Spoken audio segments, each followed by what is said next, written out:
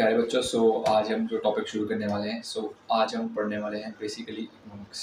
तो ये इंट्रोडक्टरी एक लेक्चर रहेगा to according to with method जो मैं यूज़ करने वाला हूँ। और आज जिस टॉपिक पर हम बात करेंगे तो बच्चों वो होगा इकोनॉमिक्स का सबसे इंट्रोडक्टरी टॉपिक, जिसमें कि आप पढ़ेंगे इकोनॉमिक्स होती क्या है।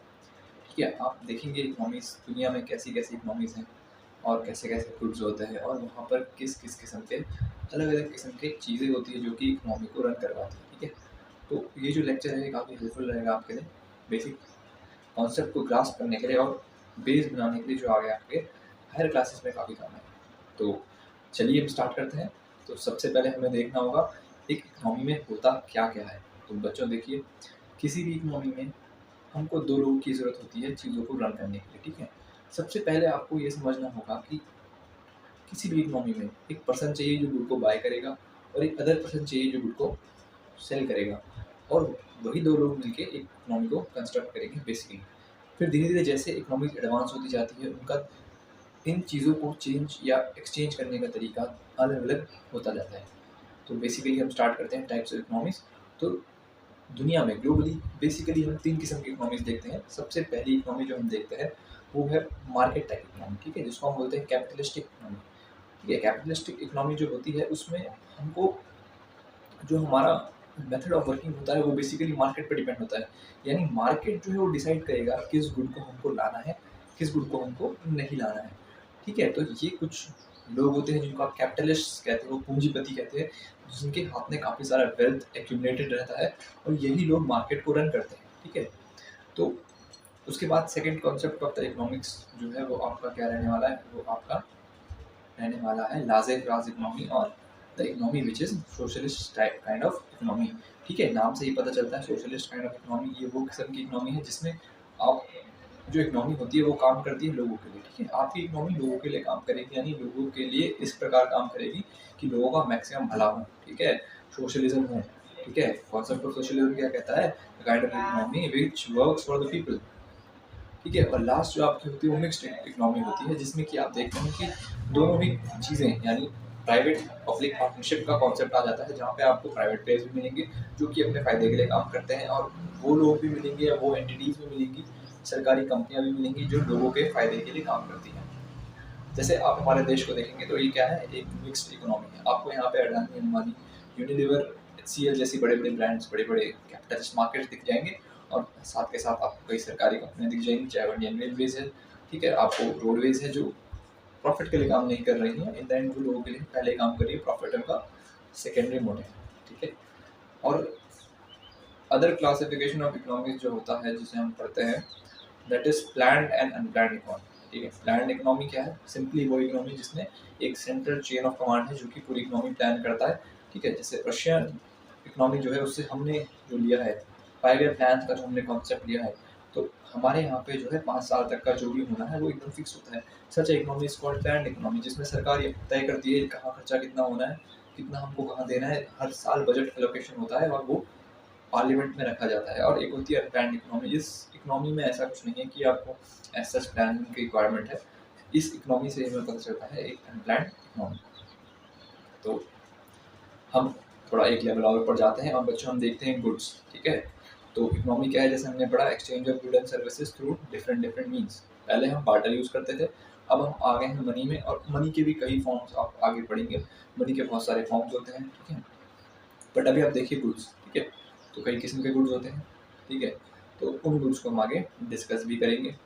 अब हम क्या देखते हैं, हम ये देखेंगे कि किसी भी मार्केट में, ठीक है, किसी भी मार्केट में आपको इकोनॉमी को रन करने के लिए एक 3 चीज़ों की ज़रूरत होती है। ठीक है, आपको क्या चाहिए होता है, लैंड, लेबर, कैपिटल, और हाँ एक एक्स्ट्रा जो है एंटरप्रेन्योर। एंटरप्रेन्योर कौन है, वो पर्सन जो इन सबको कमांड करेगा। और लैंड तो आपको पता है फंडामेंटल होती है, और उसके बाद लेबर और क्या, कैपिटल। फिर हम देखेंगे कैपिटल कई किस्म के होते हैं। ठीक है, आपको सबसे पहला कैपिटल हम देखेंगे, 2 किस्म के मेन कैपिटल होते हैं। ठीक, एक होता है वर्किंग कैपिटल, एक होता है फिक्स्ड कैपिटल।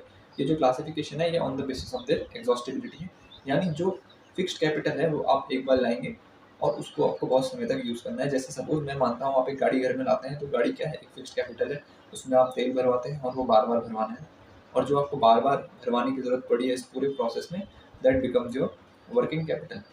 सिमिलरली अगर आप सपोज किसी फर्म को लेते हैं, वो क्या लाता है, एक मशीनरी लाता है, ठीक है, जिसका काम कटिंग करना है। तो आप सपोज वो मशीन कट कर रही है, उसको बार बार ब्लेड की ज़रूरत पड़ती है नहीं, तो उसकी जो ब्लेड्स है ना, वो क्या बन जाएंगे, उसका वर्किंग कैपिटल। और मशीनरी इटसेल्फ क्या बन जाएगी, फिक्स्ड कैपिटल, ठीक है, जिसमें समय के साथ फिक्स्ड कैपिटल में समय के साथ क्या आता है, डेप्रिसिएशन आता है। समय के साथ डेप्रिसिएशन आता है। एग्जाम्पल, आज आप एक नई गाड़ी लेते हैं, सपोज आपने वो गाड़ी 8 लाख की परचेज करी, तो क्या वो गाड़ी 5 साल बाद 8 लाख की बिकेगी? नहीं बिकेगी, ठीक है।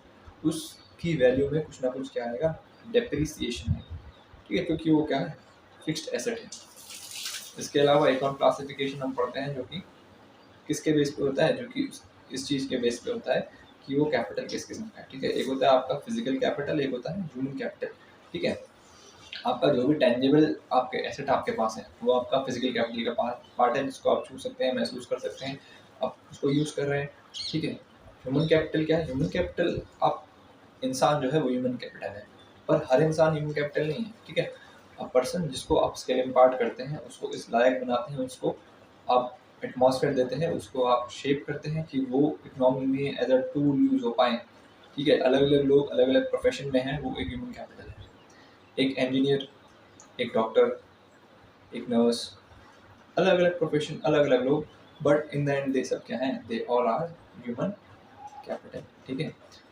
तो हमको ये 4 फैक्टर ऑफ प्रोडक्शन जो होते हैं एक इकोनॉमी में चाहिए होते हैं। जब प्रोडक्शन होगा तो वही आगे बिकेगा, ठीक है, उसके लिए डिमांड क्रिएट होगी और उसके बाद लोग उसको खरीदेंगे, और ये चक्र चलता रहेगा, आपकी इकोनॉमी वर्क करती रहेगी, ठीक है। अब लैंड, लेबर, एंटरप्रेन्योर और कैपिटल, ये 4 चीज़ें आपको ध्यान रखनी है जब भी फैक्टर ऑफ प्रोडक्शन की बात होती है। इन 4 चीज़ों को आपको हमेशा ध्यान में रखना है।